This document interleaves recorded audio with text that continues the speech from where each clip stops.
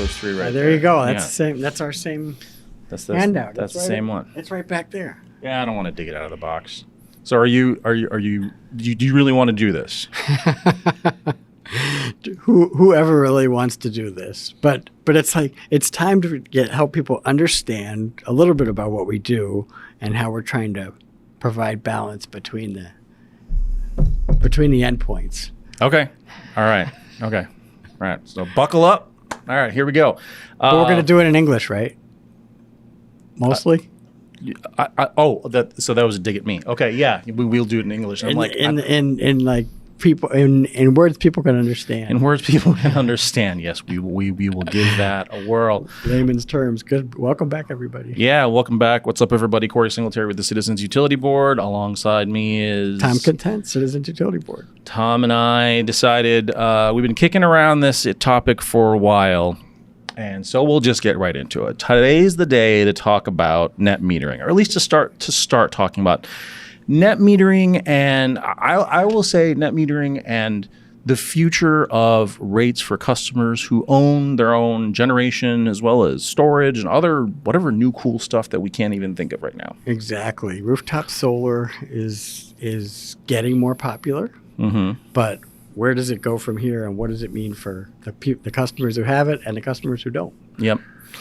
And so for folks who maybe have been following along with the podcast, but for other folks who don't know, there are 5 rate cases going on right now, 3 what we would call full rate cases. And in 2 of those, the utility has proposed changes to their rates that would affect customers that own primarily rooftop solar, but small customers who own renewable generation, behind the meter generation.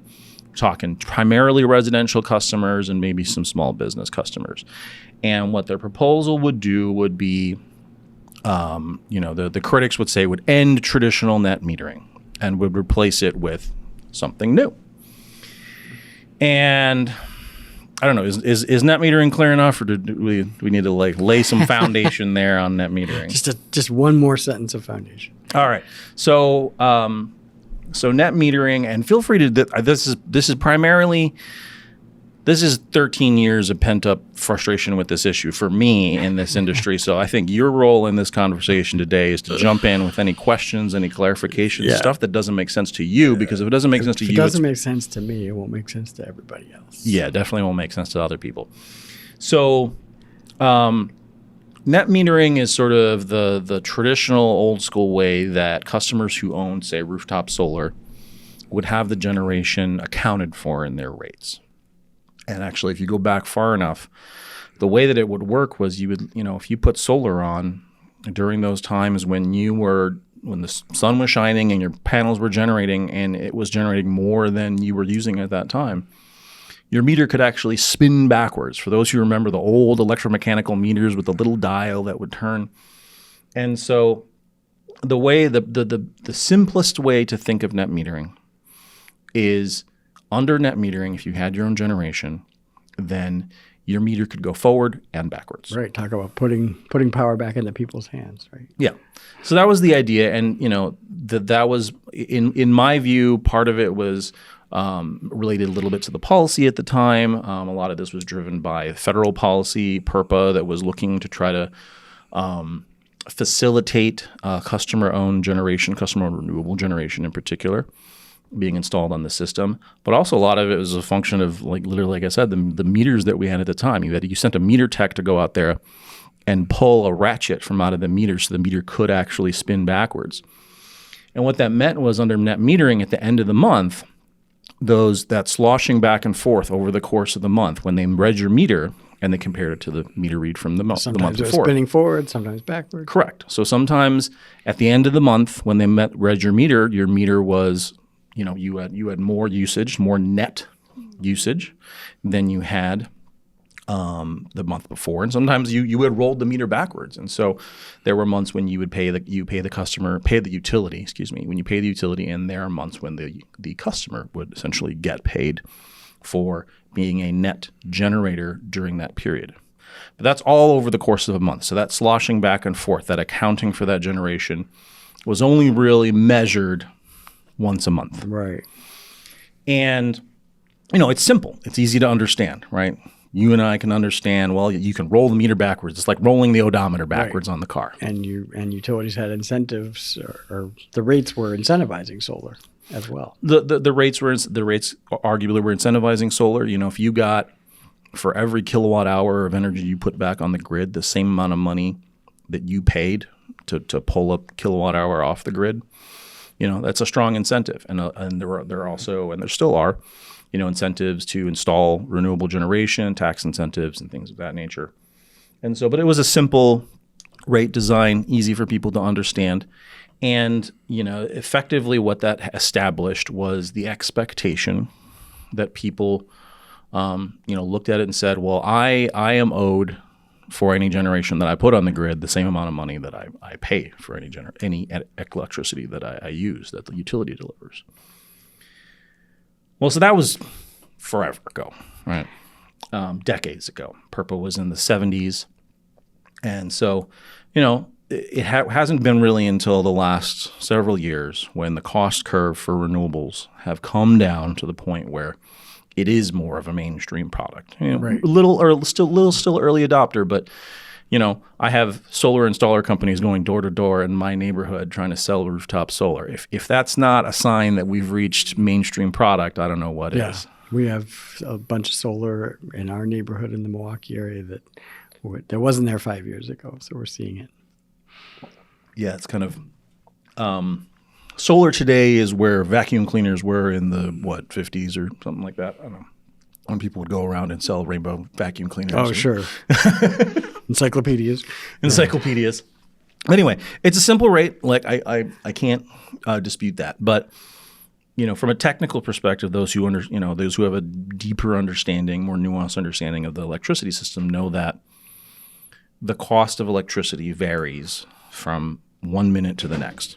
A fundamental aspect of the utility system, the reason we have the grid that we have, is that the commodity of electricity is not like any other commodity that we consume as people, right? It's not the primary reason is it's not storable. Okay. Right.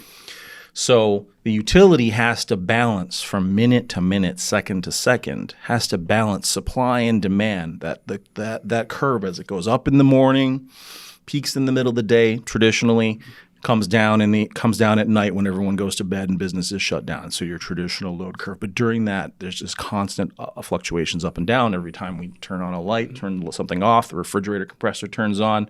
And nowadays, you plug an EV in, you turn your TV on, charge your phone, all those types of things. And so the grid has to be balanced. It has to be maintained hour to hour. And so the value of electricity, like how much it costs. Traditionally, I would think of it as how much it costs the utility to provide it, both in terms of the fuel as well as the actual power plant that they paid for. That cost varies over the course of the day. So the challenge with net metering, right, is if you get to, kind of one for one offset consumption from pretty much any point in time in the month, with generation from any other point in time in the month, then you've broken that you no longer are respecting, or you are not respecting, the variable cost nature of electricity. It's a mismatch, basically. It's a mismatch. And that historically hasn't been a problem when it's, onesies, twosies, a few systems on the grid. Right. I mean, and to be clear, we're not at a point where all solar, let alone customer solar, is a significant portion of our generation. No. But it's about setting the rules of the road for the future. Yes, we will get to that. And that's sort of the rub here with these two cases, right? Is, we're at single digit. I believe the evidence in the two cases we're in right now is we're in like the single digit and like low single digit, like ones, right, of rooftop solar penetration, of percentage of customers or percentage of load, depending on how you want to look at it. So we're not at a point where, everyone has rooftop solar. But the point at which, at least from some studies that people have done, where it starts to become a challenge, both from a cost perspective and from a maintaining the grid as reliable as we're used to it being, it gets to a point where it starts to become a challenge at percentages that are not particularly high, not 1 and 2, not 5, probably not even 10. But when you start getting up to the north of 10, 20, right, in terms of penetration of rooftop solar, then it becomes a challenge just to, balance and maintain the integrity of the system and make certain it's as reliable as we're used to say nothing of the cost. All right. So we have this rate in place, and people are making investments under the current rate paradigm, expecting a certain revenue stream, expecting the rules to work a certain way for how their bills are going to be calculated. But the trick is, when if you were to buy solar tomorrow, someone were to knock on your door and you'd say, yeah, let's sign that deal. Is that a 1-year investment, or are you expecting that to pay off over the course of a few years? It's not going to be a 1 year. Yeah. So your typical rooftop solar, in terms of operational useful life, you're north of 20 years, right? You're probably minimum 15, 20, 25, There are people who have super early adopter solar panels that are still in operation from like the 80s, right? They're probably significantly degraded at this point, but they still work. So they're long-lived resources, and so people will be getting these treatments. Those rules will apply to them for a long time, and so those cost implications persist, right? Because one of the things that we know is it's hard to change the rules on people once that's what they're used to. Right. And in some of these cases where they're not going to change things, they weren't going to change things for the people who already had it, but they were just going to, anybody who was newly installing a system would be impacted. Yeah. So that brings up a good point. So about 9 years ago, 9 years ago in Wisconsin, we actually had a big fight about net metering back then. I was still at the commission. You were still writing papers. At that point, the utilities wanted to make, I would say, compared to what they're proposing today, a relatively small change to net metering to make it so that you could still do that monthly rolling back and forth, right? That monthly netting of your bill, and you could offset generation from one time to another any point within that month. But if you put extra onto the grid at the end of the month, then you didn't get the retail rate anymore. You got a lower rate. And that was what the big fight was in about 2014, 2015. And that's where about half of our utilities I would say all of our utilities landed at some flavor of that. That the credit rate, the amount that customers are paid for net surplus generation on a monthly basis was decreased to something that is more consistent with like the wholesale energy market that Wisconsin is a part of, the Mid-Continent Independent System Operator wholesale energy market. And so a bit less incentive for the customer per se, but a little bit more reflective of the actual cost being experienced in the marketplace. That's the idea, right? Is that the value to the company, at least if it has to go by, if that solar generation isn't there, like if it goes offline or trips or something, and then the company has to go either generate another unit of energy, another kilowatt hour, or it has to buy another kilowatt hour from the market, which functionally is kind of the same thing, right? There's a certain cost, and the market tells us what that cost is. Right, so that was the argument. That was the argument back then, that it is more reflective of cost. And so then for the other customers, for the non-generation owning customers who receive that energy and then pay for it through their rates, it's more fair. I'm putting air quotes up for people who can't see it on the audio podcast. It's more fair because it is at least leaning in the direction of reflecting what we call avoided cost in the business, the cost that the company avoids by having the customer supply electricity from the solar panel on the rooftop as opposed to having to generate themselves or buy it from the market. And at that time, in 2014, 2015, we made those changes, and a lot of customers were given sort of legacy rate treatment. They were allowed to stay on that rate for 10 years, 15 years, it varied depending on the utility.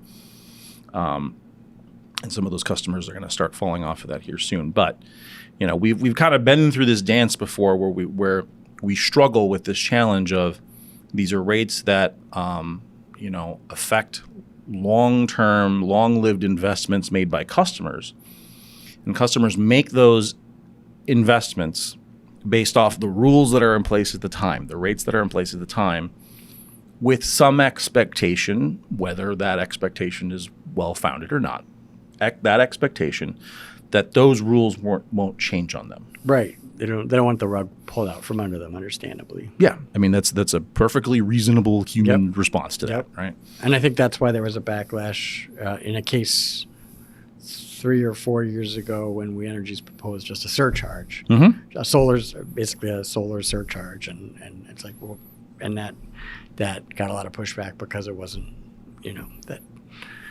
people weren't ready for that. The people who were feeling like that was pulling the rug out from under them. Mm-hmm. It wasn't a dramatic shift to an entirely new system like this. Yeah, these proposals. So and the challenge then, I was still at the commission at the time when that came through, and I remember basically putting in testimony that said, look, the utilities proposal, right? There isn't necessarily anything wrong with putting in a charge for customers who have rooftop solar. But all you're reflecting there is costs to the system. You're not reflecting the benefits of this generation of the electricity produced by customers to the same system. Right. It was a one-way look. It was a very utility-centric view. Yeah, and because there is a value to the grid of having solar, no matter who's generating it, on those hot summer afternoons. And if customers are doing it, there's a value to that, and the grid benefits and the utility system benefits. Yeah, we don't have to transport that electricity from someplace else in the state or someplace else in the Midwest. We avoid line losses. We avoid right now. We still burn fuel. We avoid fuel costs, and economic theory would say in the long run we avoid investing in another unit of generation capacity, right. more steel in the ground. So, that's where that kind of brings us to where we are, right? So we've seen this tension before. We've sort of struggled with this, but they've been kind of small changes within what I'll still call net metering, right? Monthly basis, you roll that meter back and forth. The meter gets to flow back and forth, roll back and forth over the course of a month, and then you kind of check the odometer at the end of the month and say, well, did you use more? Did you generate more? And then you're billed or credited accordingly. What the two utilities, MGE and Alliant, are proposing here is, fundamentally different in the sense that it kind of treats small customers like any other resource on the grid, right? And maybe backing up a little bit before we get into this, right? Because we're going to start talking about kind of where we are on this. I think it might be helpful for people to think about or to know kind of like how we approach this, right? So we've talked about it before. You and I have talked about that. At least the path that we've set for CUB is, we want to try to be as much an objective, numbers-driven organization. Go where the numbers follow take the us. Data. Yep. Follow the data. But that consideration does have to be guided by principles, and conveniently. There are a lot of people who are arguably smarter than I am in this industry.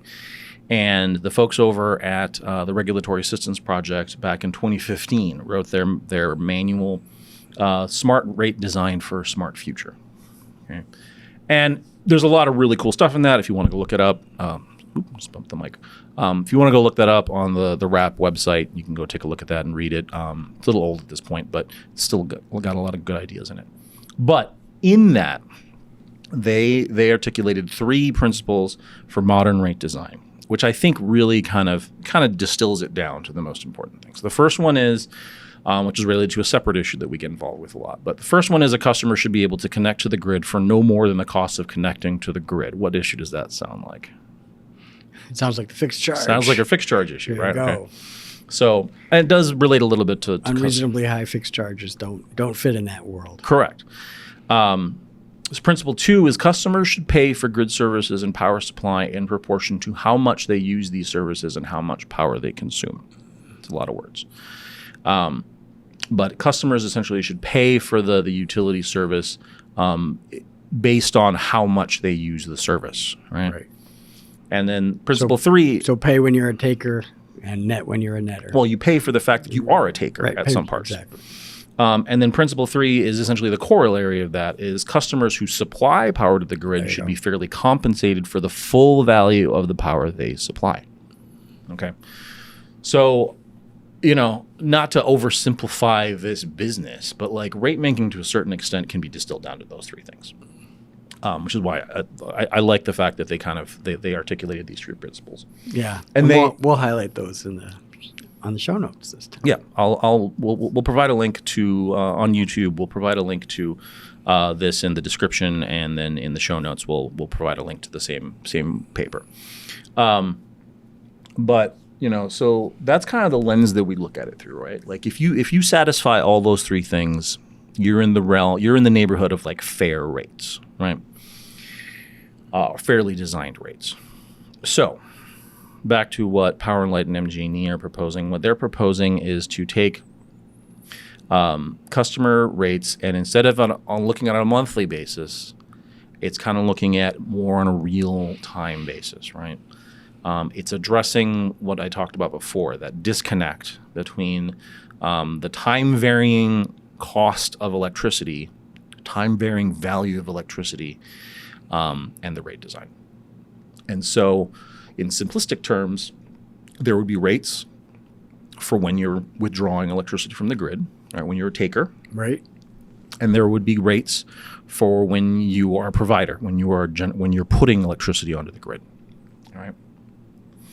And in kind of a real-time running total, right, in hours when you are a taker, you would pay for your consumption during that period, and in hours when you are net pushing back onto the grid, then you would get credit. You would accumulate a credit, and you would just do that over all 730 average hours over the course of a month. Right.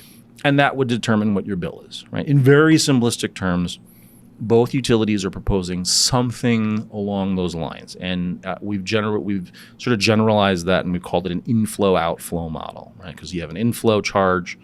Sorry, you have an inflow charge from the customer's perspective. You have an inflow charge. You're taking electricity. You have an outflow credit, right? Energy flowing out to the grid.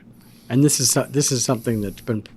Wisconsin's not new to this. No. Not inventing this concept. This has already been implemented in other, California or Michigan? So Michigan versions of this? Yeah, versions of this. So Michigan has had it for a while. I believe Michigan established this in statute a number of years ago. They have an inflow-outflow net metering model. And I think they actually have some caps, like in terms of the total amount of generation. California, I believe it was... I lose track of time now. I think it was near the end of last year. Yeah. The California Commission essentially approved what some people are calling sort of net metering 3.0. And that also is sort of an inflow-outflow model generally. Inflow-outflow, usually a lot of people think of that as sort of a Michigan thing, but the idea is the same, right? That's sort of, you're measuring the flows in and out from the customer's meter on an hourly basis or on a more granular basis to reflect that sort of real-time cost of electricity.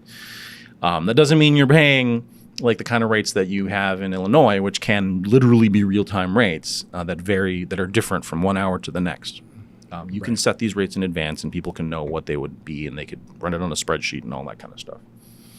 But that's the idea. And so from our perspective, as an overarching, high-level idea, right? Inflow, outflow. Right.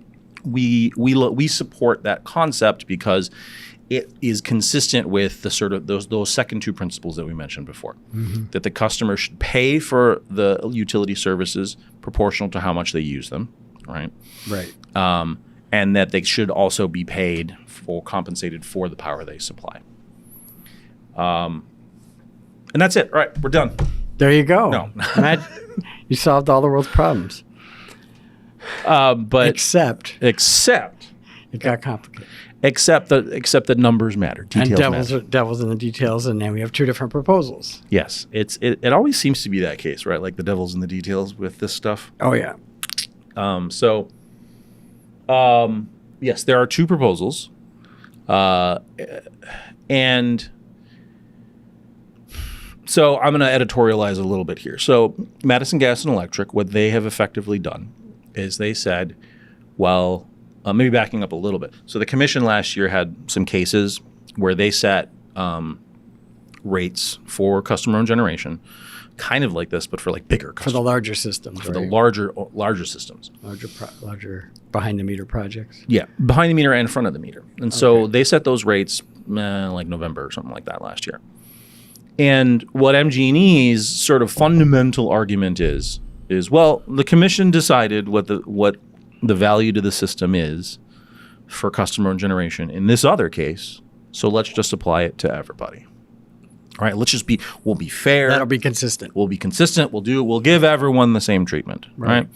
Which, like, on the one hand, I mean, I get it, right? But at the same time, devil's in the details.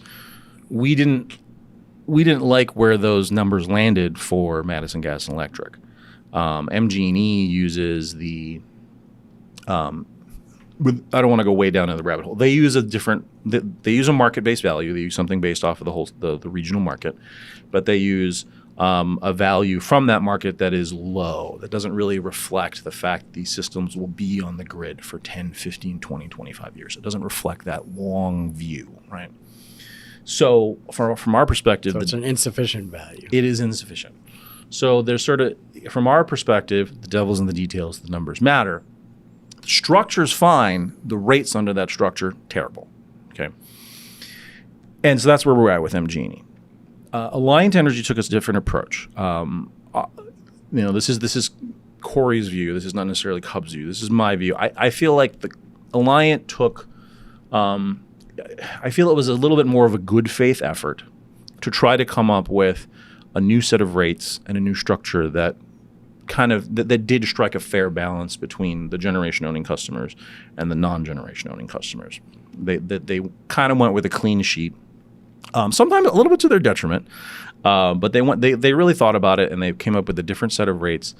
And some of those explicitly do take that longer term view, and so do have a credit rate, do have rate structure, all the rates, both from a consumption standpoint and a outflow or credit rate standpoint, from our perspective, are more fair to everybody, the generation owning customer and the non-generation owning customer. And that matters over time because as you get to 10 to 20% or big penetration of customer solar, if it isn't right, you could see costs for customers without solar being impacted. Yeah. So essentially there are two negative outcomes we want to kind of avoid within sort of a band of we're close enough, right?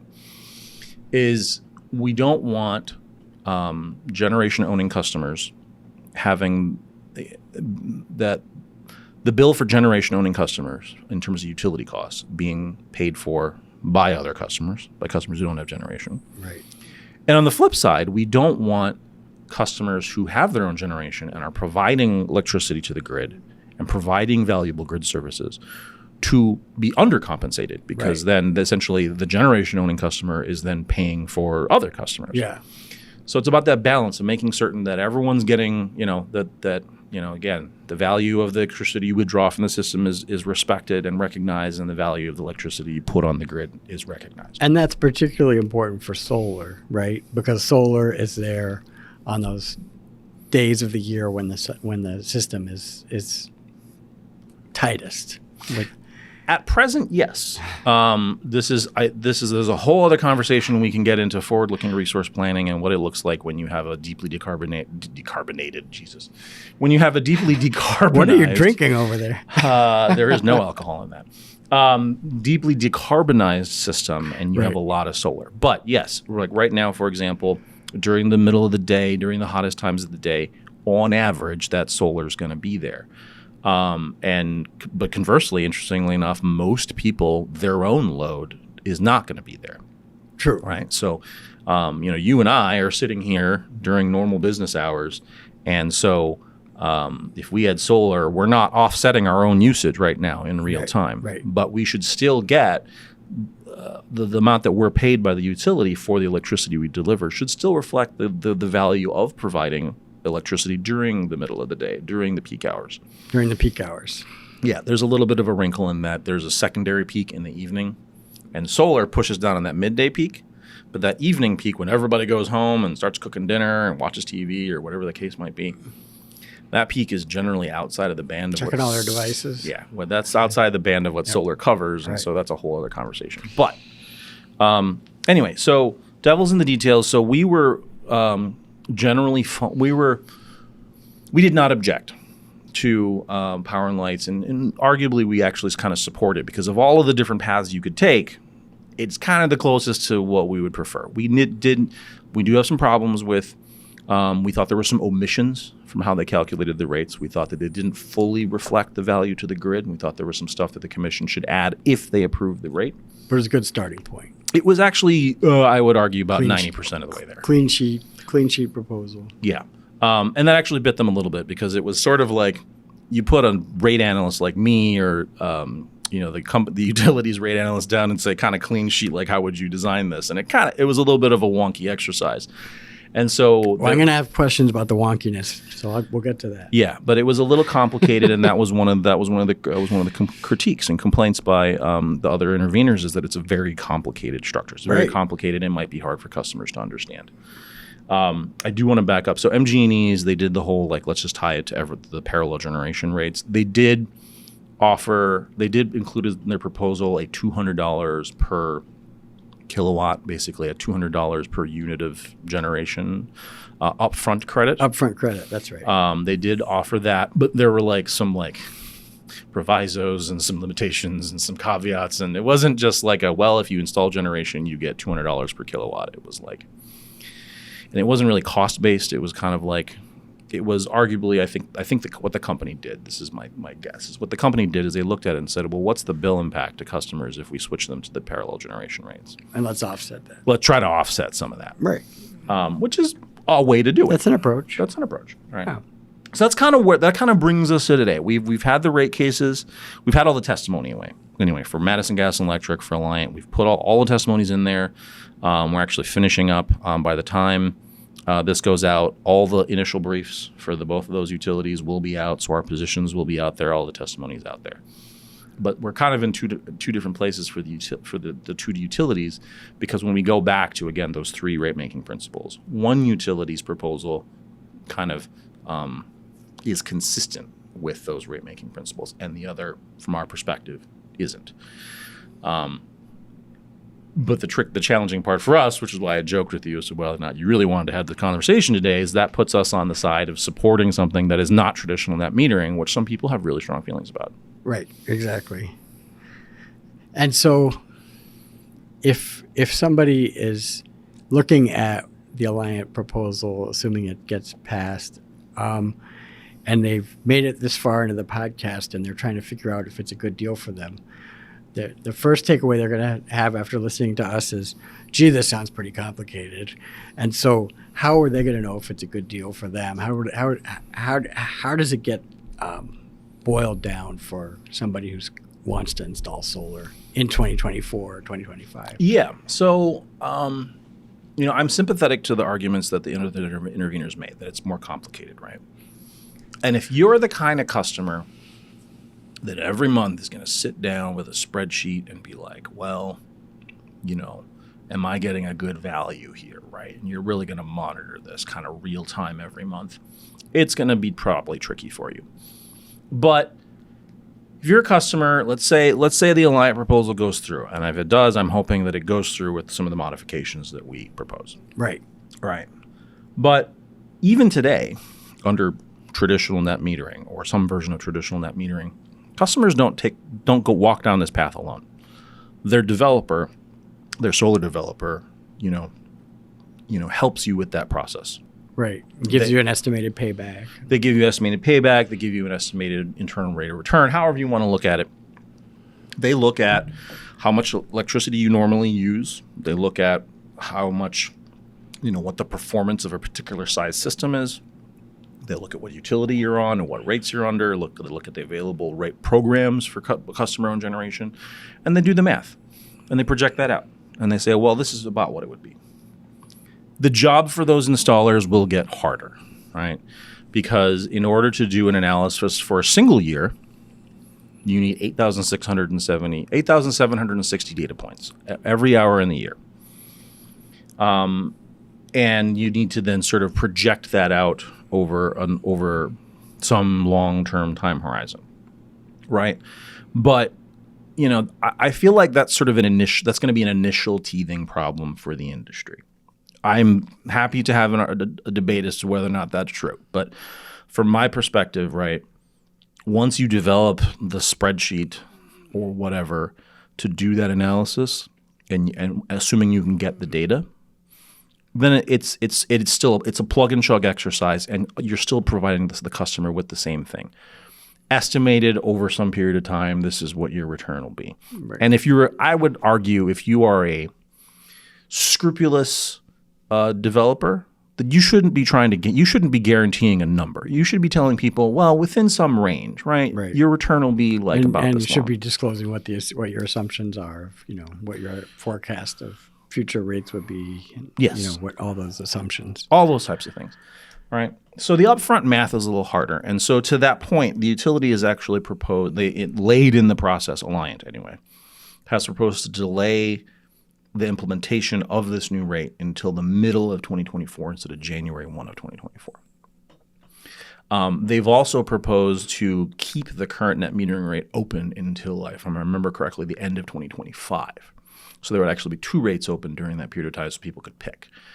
Now, I'm going to be cynical and be like, I'm pretty certain that if that happens and both of them are open, everyone that's on the side of everyone who's a renewable advocate is going to be like, you should do the old one. You should do the old one. But that may not actually be the right rate for everybody, because the utilities analysis showed that it really varies. That some customers would do better under the new system. And some customers would basically they'd land in the same place. Some customers might be worse off. It really depends on your situation. And the utility is offering to do some of that analysis. Well, the utility is offering to provide the numbers. The data. Correct. Okay. And that was also kind of a sticking point of, I mentioned 8,760 points of data per year. Right. You need that 8760 data. And Alliant has the ability to collect that data, and they do collect that data, but they have no easy way for a customer to get access to it. I'm an Alliant customer. If I go onto my account portal, I can't just download my last 12 months usage. And that's a tool. It's a customer-facing tool that arguably they should provide to all customers. And that's their meters are modern enough that they have it somewhere. Yes. Right? They know how much energy your house was using at 2 a.m. on January 2nd or whatever. Mm-hmm. But so it's just a matter of accessing the entire full years of data, isn't that? Yes, it's kind of like remember we talked about the bill comparison tool that they rolled out earlier this year. Oh, and it leverages the same data, and arguably these are kind of the same things where it's like, we won't focus too much on the fact that you're late to the party. We'll celebrate the fact that you're showing up at all at this point. But that's kind of what the utility is proposing as part of, again, the sort of back and forth in the case, is that they would develop a tool, a customer-facing tool to allow easy access to that data to all Alliant customers. And again, we provided some feedback on that. The utility said 1 year. We were like, it should probably be more than 1 year. It should probably be more like 3 to 5, but let's try to figure something out that's more than just 1 year. But the company has said that they will develop a tool to let people get access to that usage data. And then the other 8760 data point you need is the generation. And that's what the solar installer can provide, right? So that's kind of the big thing. But the part that really didn't come out in either of these proceedings, I alluded to it a little bit in my testimony, but mostly trying to drive at a slightly different point. But the most important thing that affects the value to these generation-owning customers is the underlying rate that they pay, is the consumption rate. That changes the economics more than pretty much anything else. So basically the variable charge you pay, the variable charge that you pay, non-fixed charge that you're paying every month, that we're all paying. We're all paying. And that was something that I put into testimony. It's like, look, if the commission cares about this net metering issue, cares about this small customer generation issue, and they care about affordability, we need to start really we need to be as rigorous analytically rigorous when we set the base rates, the normal rates, as rigorous there as what all the interveners are saying we need to be when we're trying to figure out the value for customer-owned generation, because we're not. There's a big disparity. And I was talking with someone else in the industry in Wisconsin. I won't say who, but he pointed out that if you get the right rate structure for customer-owned generation, and you get the right base rates, right, general consumption rates, you get those ballpark of fair and right and correct, reasonably reflective of cost. Then the other thing you've done is you've provided a strong incentive for what we kind of want customers to do anyway, right? Like I'd mentioned, the average residential customer is they're not offsetting their own generation when their system is generating. Right. They're at work, they're out shopping, they're whatever, during the middle of the day, during peak generation time. So in addition to providing a fairer rate, right, to reflect the value to the system, you've also provided an incentive, not a requirement, but an incentive to do things like install storage behind the meter, and to use that storage to now, manage your electricity use in a way that you can kind of optimize your consumption and your cost throughout the day and throughout the year in a way that the current rates don't. Just basically provide zero incentive. In fact, they provide the opposite. They provide an incentive for customers to use the utility as a battery. Right. Right. Yeah.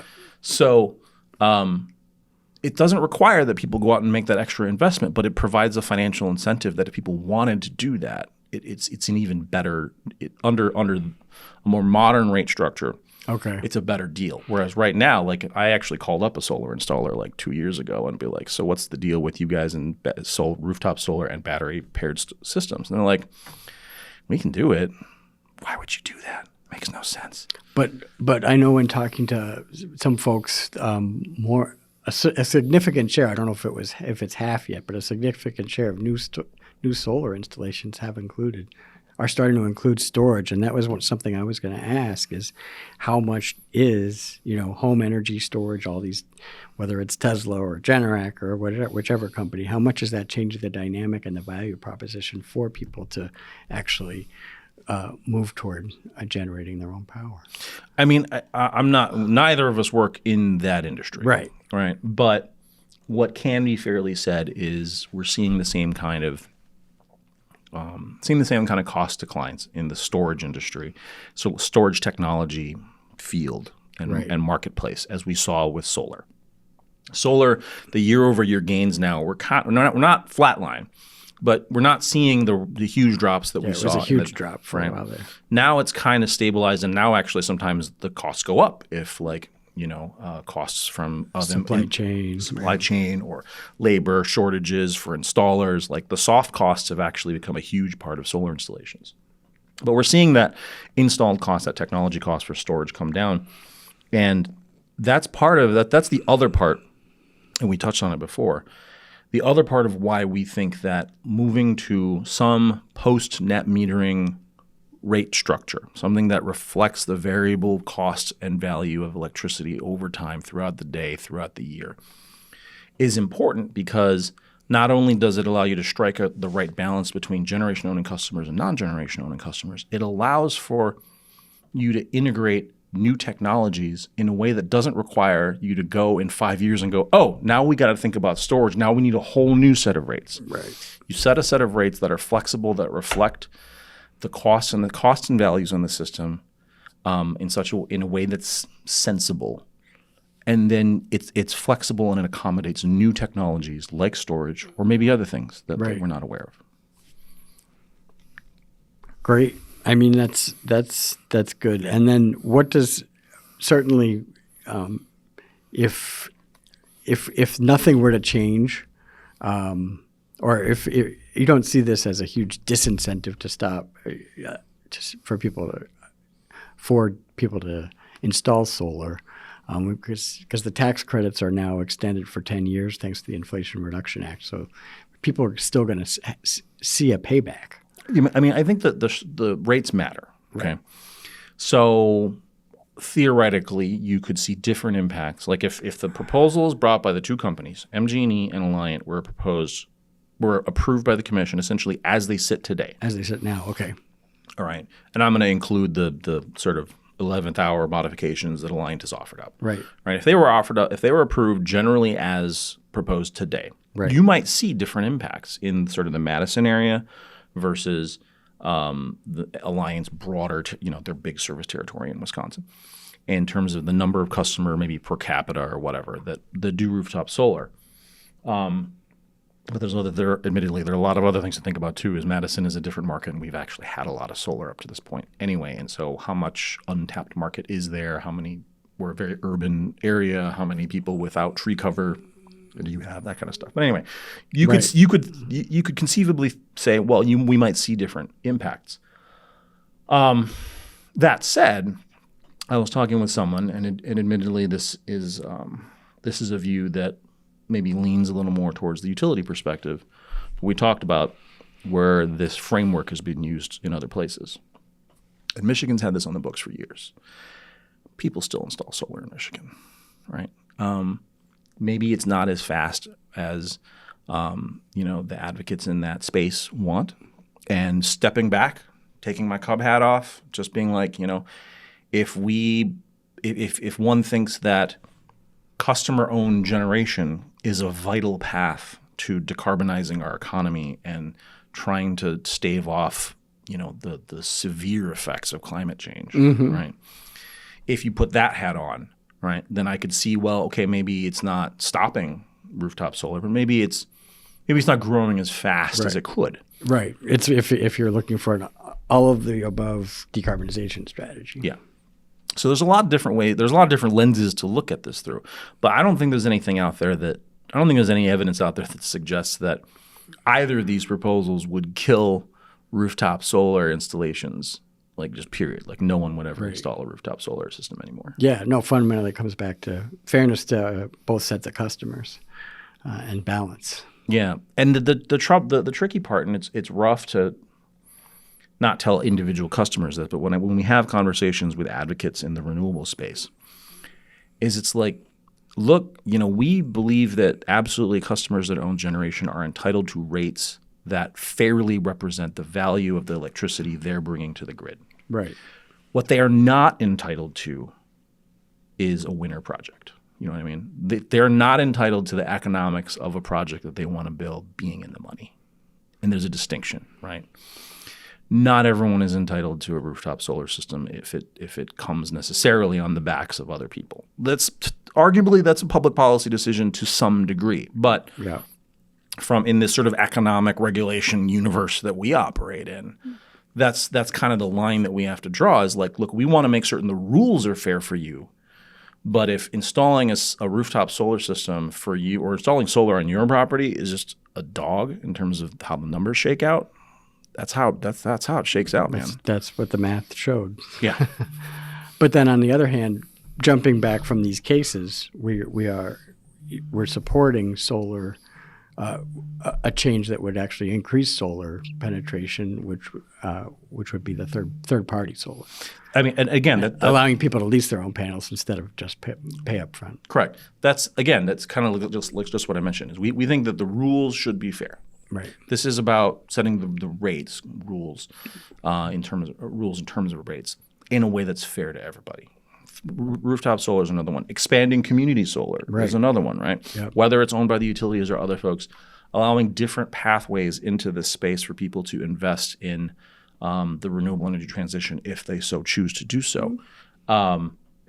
And so it's about making certain the framing and the structure is fair to everybody as much as we can reasonably accommodate that, but acknowledging that not all solutions are going to work for all people, right? And not everything is going to be a winner for all people. Yeah, no, it's a good conversation to have. Sometimes it's hard to distill this issue into sound bites. Into the sound bites that we're often asked to do, that I'm asked to do from time to time. But this is really helpful to kind of go into it in a little bit more detail. I'm not sure if I'm ready to have you do another one on a future episode on cost allocation. At least not today. But that's. But you certainly you subtly teed that up, didn't you? Or not so subtly. Steve and I both have a view that our sort of core area of expertise and the thing we testify about all the time should be super boring. right? That we should just like put some analysis in, and then the commission makes those judgment calls, those subjective calls based on good evidence. The problem is right now, and the reason why I end up having to put like 200 pages of testimony in each rate case is because in our view, there are parties that put testimony into the cases that I'll just say liar, liar, pants on fire. So on both of those issues. So Okay, we went there. we went there, but we won't go any farther than that. But I think it applies to this too, because there's a lot of passion and there's a lot of rhetoric around this issue, and that's why for us we try to ground ourselves in the simple things like, what principles are we applying here? What is our goal? And for us, the goal is the fairness for all customers, and we acknowledge that we are not representing the whole picture. There are other people that can speak better to the financing aspects of rooftop solar, that can talk more to the developer perspective and that type of thing. And those are all things the commission needs to consider. And those parties are well represented in these cases. So yes. There's a full panoply of arguments. Absolutely. So it'll be interesting what the commission does. It'll be about, it's at the beginning of October here when folks are listening to this right out the gate. I'm not expecting decisions on these until November at the earliest, but the decisions will be coming soon. So it'll be interesting to see what the commission thinks, and it's entirely possible that the commission just punts on this and we'll be back here again. Let's spend some more. That's one of the potential outcomes. Let's spend some more time studying this issue, and then let's get it right. Yeah. That could be one of the outcomes. That is certainly one of the outcomes. But we will keep folks up to date, and we will keep an eye on things. Sounds good. Well, thank you, Corey. Well, thank you. Very, very. See, was that close enough to normal human speak in English? I think we got there. All right. Well, thanks everyone. It's always a challenge. Yeah, with this stuff. The really technical stuff is a challenge. But thanks to everyone for hanging out this far. Make certain to like, subscribe, share. Try to keep the hate mail down on this particular issue. But otherwise, we will see folks in the next one. Thank you. Catch you all later.